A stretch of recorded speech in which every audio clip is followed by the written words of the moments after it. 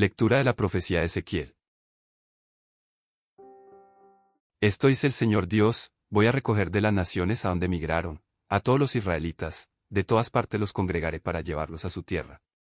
Haré de ellos un solo pueblo en mi tierra, en los montes de Israel. Habrá un solo rey para todos ellos y nunca más volverán a ser dos naciones, ni a dividirse en dos reinos. Ya no volverán a mancharse con sus ídolos, sus abominaciones y con todas sus iniquidades. Yo los salvaré de las infidelidades que cometieron y los purificaré. Ellos van a ser mi pueblo y yo voy a ser su Dios. Mi siervo David será su rey y todos ellos no tendrán más que un pastor, cumplirán mis mandamientos y pondrán por obra mis preceptos. Habitarán en la tierra que di a mi siervo Jacob y en la que habitaron los padres de ustedes, y ahí vivirán para siempre ellos, sus hijos y sus nietos. Mi siervo David será su rey para siempre. Voy a hacer con ellos una alianza eterna de paz. Los asentaré, los haré crecer y pondré mi santuario entre ellos para siempre. En medio de ellos estará mi templo, yo voy a ser su Dios y ellos van a ser mi pueblo.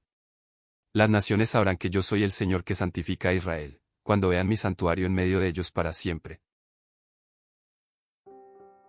Lectura del Santo Evangelio según San Juan. En aquel tiempo, muchos de los judíos que habían ido a casa de Marta y María, al ver que Jesús había resucitado a Lázaro, creyeron en él. Pero algunos de entre ellos fueron a ver a los fariseos y les contaron lo que había hecho Jesús. Entonces los sumos sacerdotes y los fariseos convocaron al Sanedrín y decían: ¿qué será bueno hacer? Ese hombre está haciendo muchos prodigios. Si lo dejamos seguir así, todos van a creer en él, van a venir los romanos y destruirán nuestro templo y nuestra nación. Pero uno de ellos, llamado Caifás, que era sumo sacerdote aquel año, les dijo: ustedes no saben nada. No comprenden que conviene que un solo hombre muera por el pueblo y no que toda la nación perezca. Sin embargo, esto no lo dijo por sí mismo, sino que, siendo sumo sacerdote aquel año, profetizó que Jesús iba a morir por la nación, y no solo por la nación, sino también para congregar en la unidad a los hijos de Dios, que estaban dispersos. Por lo tanto, desde aquel día tomaron la decisión de matarlo. Por esta razón, Jesús ya no andaba públicamente entre los judíos, sino que se retiró a la ciudad de Efraín, en la región contigua al desierto, y allí se quedó con sus discípulos. Se acercaba la Pascua de los judíos y muchos de las regiones circunvecinas llegaron a Jerusalén antes de la Pascua, para purificarse. Buscaban a Jesús en el templo y se decían unos a otros: ¿qué pasará? ¿No irá a venir para la fiesta? En este día la palabra de Dios, por boca del profeta Ezequiel, nos ofrece una visión de restauración y esperanza que trasciende el contexto histórico del exilio y se proyecta hacia la plenitud del plan divino. Es una profecía que nos habla de unidad, purificación, realeza divina y presencia permanente de Dios en medio de su pueblo. Dios anuncia que recogerá a los israelitas de todas las naciones donde han sido dispersados. No es solo un retorno físico a la tierra, sino una reunificación profunda: haré de ellos un solo pueblo en mi tierra. La división que había existido entre el reino del norte y el del sur, entre Israel y Judá, será superada. Habrá un solo rey para todos ellos. La unidad del pueblo de Dios es un tema central en la promesa profética. No más divisiones, no más reinos enfrentados. Un solo pueblo bajo un solo rey. Dios promete también una purificación radical: ya no volverán a mancharse con sus ídolos, yo los salvaré de las infidelidades que cometieron y los purificaré. La restauración no es solo externa, sino interna. Dios mismo tomará la iniciativa de limpiar a su pueblo de sus pecados, de sus idolatrías, de sus infidelidades. Esta purificación es condición y consecuencia de la nueva relación: ellos van a ser mi pueblo y yo voy a ser su Dios. La fórmula de la alianza se renueva, pero sobre una base nueva, purificada por la gracia divina. En el centro de esta restauración está la figura del rey: mi siervo David será su rey y todos ellos no tendrán más que un pastor. David había muerto siglos antes, pero la promesa se refiere a un descendiente de David, el Mesías, que será el pastor de su pueblo. Este rey no será un tirano, sino un pastor, alguien que guía, cuida, protege. Y bajo su reinado, el pueblo cumplirá los mandamientos y preceptos de Dios. La obediencia a la ley será la respuesta agradecida al amor de Dios. La permanencia en la tierra es otro aspecto de la promesa: habitarán en la tierra, y ahí vivirán para siempre ellos, sus hijos y sus nietos. No será una posesión temporal, sino eterna. Y el rey davídico será su rey para siempre. La dinastía de David tendrá un heredero eterno. Pero la promesa más sublime es la que sigue: voy a hacer con ellos una alianza eterna de paz. No es una alianza condicional, como las anteriores, que el pueblo rompía una y otra vez. Es una alianza eterna, basada en la fidelidad de Dios, una alianza de paz, de salom, de plenitud de bendiciones. Y el signo visible de esta alianza será el santuario de Dios en medio de ellos, pondré mi santuario entre ellos para siempre. En medio de ellos estará mi templo. La presencia de Dios no estará ya en un templo lejano, al que hay que peregrinar, sino en medio de su pueblo, permanente, accesible. Esta presencia es la garantía de la relación, yo voy a ser su Dios y ellos van a ser mi pueblo. Finalmente, esta restauración tiene una dimensión universal, las naciones sabrán que yo soy el Señor que santifica a Israel, cuando vean mi santuario en medio de ellos para siempre. La presencia de Dios en medio de su pueblo será un testimonio para todas las naciones. Ellas verán y reconocerán que el Dios de Israel es el verdadero Dios, el que santifica a su pueblo. En este día el Evangelio nos sitúa en el momento crucial en que la decisión de matar a Jesús se toma oficialmente. Es una escena que combina la fe de muchos, la incredulidad de algunos, la preocupación política de los líderes y la profecía inconsciente de Caifás. Es un texto que nos muestra cómo los designios de Dios se cumplen incluso a través de las malas intenciones de los hombres.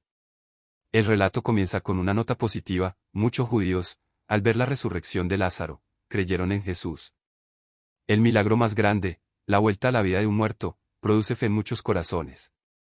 Pero no en todos. Algunos, en lugar de creer, van a contar a los fariseos lo que Jesús ha hecho. La luz provoca reacciones encontradas, unos se convierten, otros se endurecen. La reunión del Sanedrín revela la preocupación de los líderes. No discuten si los milagros son verdaderos, los aceptan como reales. Su problema es otro: ese hombre está haciendo muchos prodigios. Si lo dejamos seguir así, todos van a creer en él, van a venir los romanos y destruirán nuestro templo y nuestra nación. Su motivación no es religiosa, sino política y nacionalista. Temen perder su posición, su poder, su estatus. ¿Temen la reacción romana? Para ellos, Jesús es un peligro para la estabilidad de la nación. No se preguntan si Jesús es el Mesías, si viene de Dios. Solo calculan las consecuencias políticas de su creciente popularidad. Es la ceguera del poder, que solo ve amenazas a sus privilegios. Entonces interviene Caifás, el sumo sacerdote. Sus palabras son cínicas y calculadoras: ustedes no saben nada. No comprenden que conviene que un solo hombre muera por el pueblo y no que toda la nación perezca. Desde su perspectiva, la muerte de Jesús es un mal menor, un sacrificio necesario para salvar a la nación. Es puro cálculo político, sin consideración por la justicia o la inocencia.